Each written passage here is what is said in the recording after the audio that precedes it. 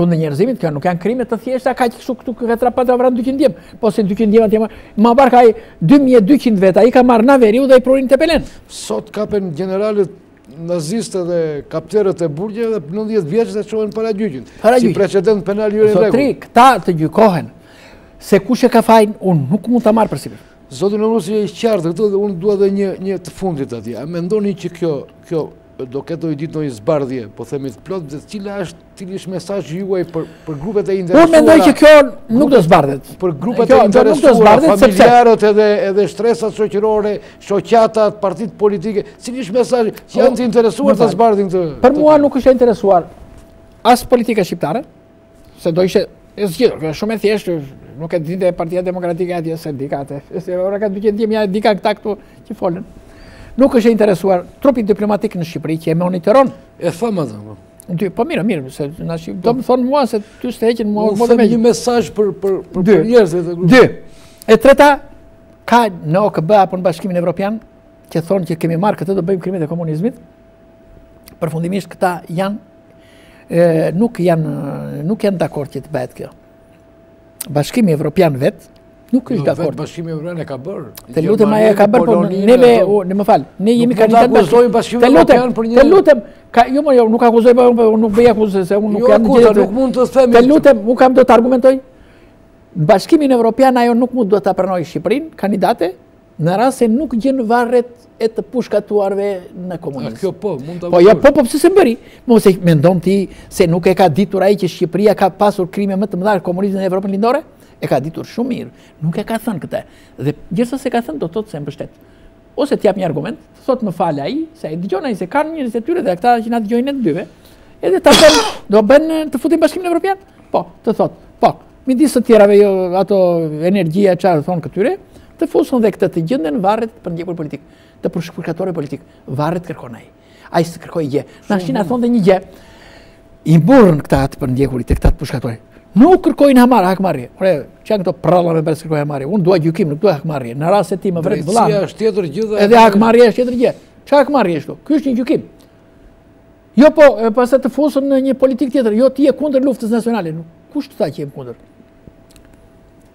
Zotrote ke pas partizan. Unë kam pas partizan. Çfarë kemi qenë neve që pas kemi luftën nacionale? Cili po sikur ti janë familjes shqiptare sikur të kishin qenë do me të kishin gabuar, kishin vajtë me nazizmin, ne iqim intelektuale, do të pranonim që neve nuk mund pranonim nazizmin dhe fashizmin, është logika minimale. Por duhet të ndërgjegjësojnë intelektualet shqiptarë, duhet të ndërgjegjësojnë familjet dhe të mos të trëmben në palë. Të mos të trëmben. Se ka atyre ka herë frika në palës. Dhe unë mendoj që unë nuk kam shpresë dhe besim, po gjithsesi unë u them që të ngrihen intelektualet e veriut kush janë, të kërkojnë. Se vetëm të veriut. Se të veriut janë ata, se andej në veri kanë qenë ata që kanë vajtur. Intelektuali reagon kudo që tjetë, nuk kanë... A, flasëm në përgjithësi, thoni ju. Në përgjithësi, po. Unë e kisha kur thash mesazh për familjarët, edhe për njerëzit, për grupet e interesit, po themi intelektualet, shoqatet, për njekurve, institucionet OJF-t atje. Ky ishte... Unë e mendoj që gjithë intelektualet, shoqatat janë pak të... Më ka thënë një miku im që intelektuali kur është me ekonomi të dobët është mercenar. Zoti Lorus më thatë para emisionit që jeni duke e ripunuar ose jeni duke e zgjeruar këtë masakër edhe diçka për një masakër tjetër cili është projekti juaj. Po, unë kam mendimin që këtë libër ta rishikoj dhe ta bëj libër në vete, të bëj pikërisht këtë masakër, që unë e quaj masakër. A keni gjetë në bas botimit libri dokumentat? Po, kam gjetë dokumentat të tjera, Ja kemi të shokut jao që e gjetëm të shi, që thamë, ja dhe dokumentat e tjera aty, plus një që më herdër që u thashat dëshminat i zotris, dhe shumë gjërat të tjera, plus fotografit që mund t'jepen. Mund t'i bëni një thirrje sot, po të themi në këtë emision njerëzve që kanë dokumenta apo dëshmi, njerëzve, më ndihmon dhe për librin. Faleminderit, ata e din do më flasën, se ata e din minjon shumë mirë. Po e shfrytëzoj unë këtë emision. Faleminderit, inshallah të më të mi dërgojnë dhe... Keni nevoj për dëshpitar, për të mbijetuar ndoshta, për familjarë dhe për historianë dhe për stërgjusht që kanë kanë patriotët e mirë, këtej na mirdita nuk kam shpres fare me qëndrimin e ftohtë që kanë bajtur. Unë kam shumë shpres, se pas emisionit do reagojnë dhe familjarë. Nuk e di, unë do të dëshiroja me thënë drejtën, unë do të dëshiroja që të ishte kështu, E dyta që po bëj, unë do të bëj dhe një për çështjen e kampit të përqendrimit të Perenës së 49-52. Po pse lidhni me... Po, se unë dyshoj, ndoshta që duke qenë që këta dhanë një provë shumë të madhe me besnikërie që shkatëruan në vranë 183 djem, 187 edhe ata 4 dukajve, mendoj se krijon, duke dhënë një terrorizim ndër këtyre me partia krijoi një bindje të plotë që Tepelena është pro tyre. Dhe i pruri pikërisht atje 2200 kampin, dyshoj, po dhe atje është bërë një tmerr i vërtetë, dhe atje Gegu thoshin terve. Malop dhe Geg. Edhe atyre të. Gegu thoshin, çuditërisht Geg, sepse flitet me këtë gjuhë dhe pse vazhdon të flitet me këtë gjuhë, nuk e di, ndoshta është një punë që duhet patjetër që të punohet shumë, kam vënë që edhe në politikë ka midis jugut dhe veriut një luftë të pa precedencë. Nuk di se sa shumë, nuk ka vetëm luftë, kam idenë që është spekullim.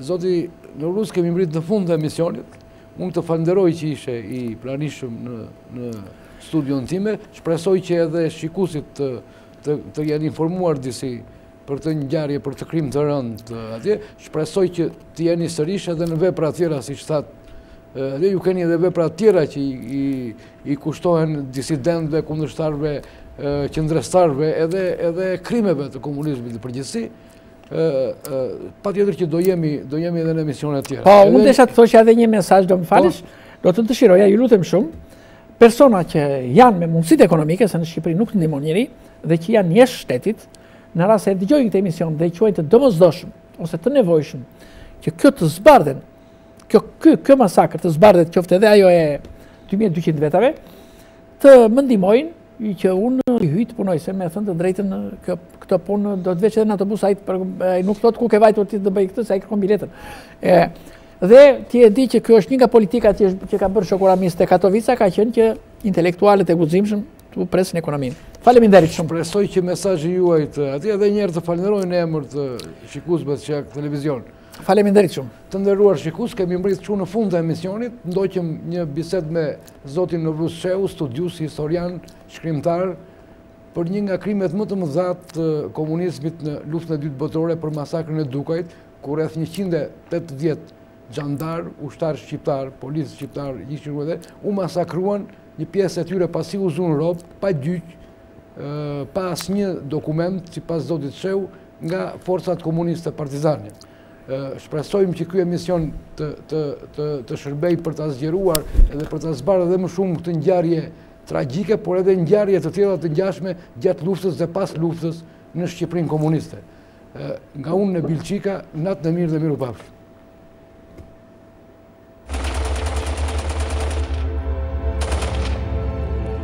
Babalarët e tyre nuk i vramë sot. Kemi vrarë gjatë 40 vjetëve që i ka shkuar, 45 vjetë. Nuk mund t'i lash dur xhelat kaq lehtë na shtjakti. Në maternitetin e Tiranës janë bërë kurban, janë therrur bebe për t'i quar gjak Enver Hoxhës për transfuzion se i bënte mirë. Disa qindra ton arë dhe bijuteri që me vendim të biros politike të vendosen në bankat e jashtme. Dhe avukat populli është Petrita Zema, turturuesi i Wilsonit, i Genzit dhe imit. Duhet ta them? Po mund dhe këtu jemi në rrobë për me treguar.